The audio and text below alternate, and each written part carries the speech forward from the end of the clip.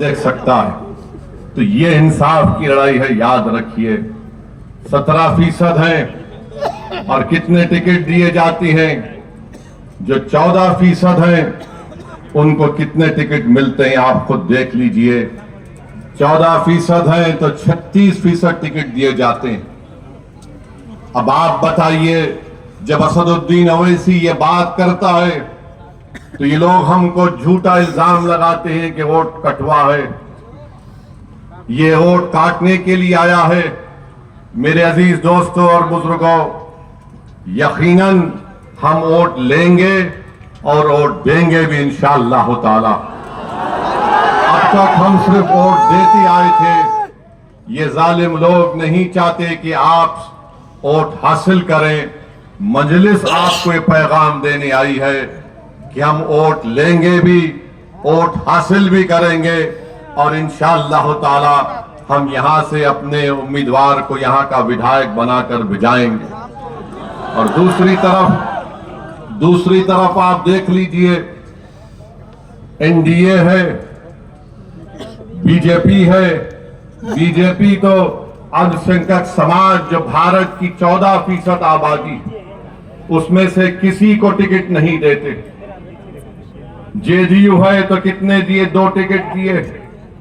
और फिर मोदी जी किस जबान से ये जनता के सामने आकर कहते हैं कि भाइयों बहनों, मैं सबका साथ, सबका विकास और सबका विश्वास चाहता हूं।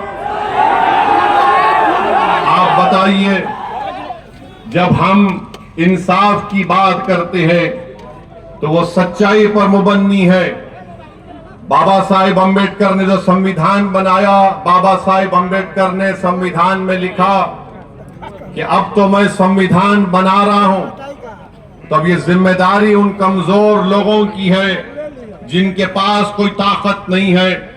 अगर उनको ताकत हासिल करना है, उनको अगर सामाजिक न्याय को हासिल करना है, अगर उनको बराबरी चाहते हैं, अगर वो हिस्सेदारी चाहते हैं, अगर वो इज्जत चाहते हैं, अगर वो समाज में अपना मुकाम चाहते हैं, अगर वो नाइंसाफी को खत्म करना चाहते हैं, अगर वो जालिम के जुल्म को रोकना चाहते हैं, तो बाबा साहेब अंबेडकर ने संविधान में लिख दिया कि तुमको इंसाफ को हासिल करना पड़ेगा, तुमको भाईचारगी को हासिल करना पड़ेगा, तुमको आजादी को हासिल करना पड़ेगा।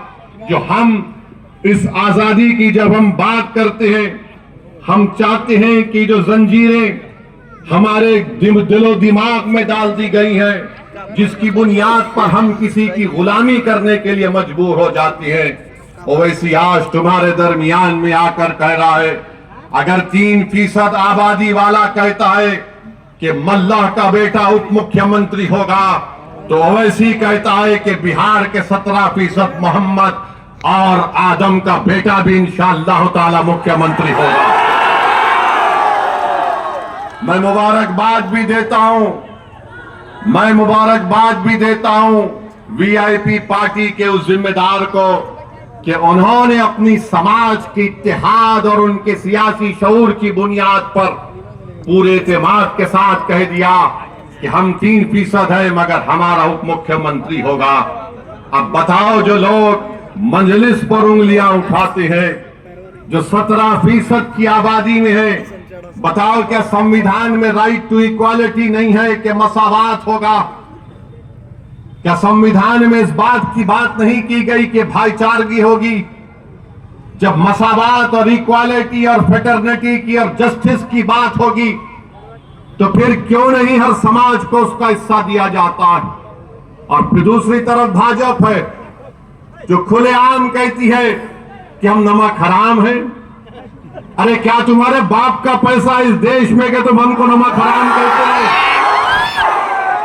देश की आजादी में तुम्हारा कोई हिस्सा नहीं था। ये बिहार की तारीख बताएगी कि यहां पर हमारे बुजुर्गों ने अंग्रेजों की गुलामी से इस मुल्क को छुटकारा दिलाने के लिए जिना के पैगाम को ठुकराया। उन्होंने अंग्रेजों को यहां से भगाने पर मजबूर किया, और जो जंग आजादी में हिस्सा नहीं लिए वो नमक की बात कर रहे हैं। अरे यही चंपारण बिहार की सरजमीन थी जब महात्मा गांधी के साथ नमक के नाम पर एजिटेशन हो रहा था, तो जो आज हमको नमक हराम कह रहे हैं,